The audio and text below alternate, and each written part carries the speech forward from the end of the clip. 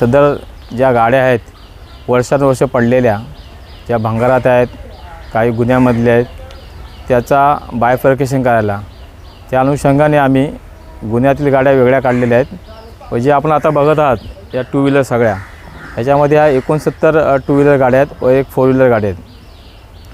ह्या सर्व बेवारस गाड्या होत्या, हे वर्षानुवर्ष पडून होत्या. तर त्या संदर्भात निर्गती करण्याचे आदेश दिल्याप्रमाणे आम्ही ह्या सर्व गाड्याचे, बेवारस गाड्याचे इंजिन नंबर, चेसी नंबर व गाडीच्या रजिस्टर क्रमांकावरनं त्याचा मालकाचा शोध घेतला.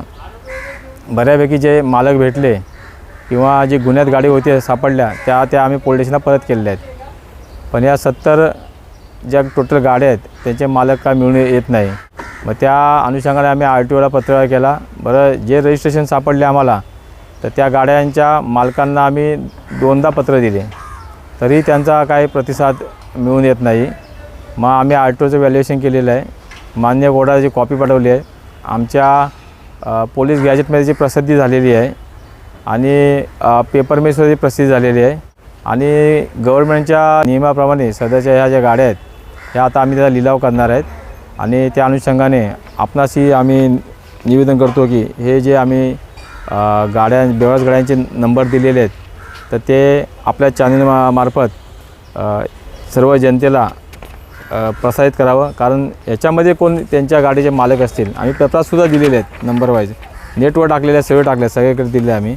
हे बघा, हे जेवढे आहेत गाड्यांचे नंबर सगळे टाकलेले आम्ही. तर त्यांच्या मालकांनी आम्हाला येऊन जर 1-2-4 दिवसांमध्ये प्रतिसाद दिला तर आम्ही त्यांना विनाशर्त विनाअटी त्यांना गाडी परत करण्यास तयार आहे. किंवा ते जर नाही आले तरी आम्ही त्यांच्या घरपोच स्वतः गाडी देऊ त्यांना आम्ही जाऊन, एवढी पण आमची तयारी आहे. तरी आपणा सर्वांना जनतेला विनंती आहे की याच्यामध्ये जर आपल्या गाड्या असतील तर लवकरात लवकर अंबरनाथ पोलीस स्टेशनला या, घेऊन जावा. किंवा आपली जर इच्छा नसेल तर आम्ही स्वतः आपल्या घरी पोचवू, काय अडचण असेल तर.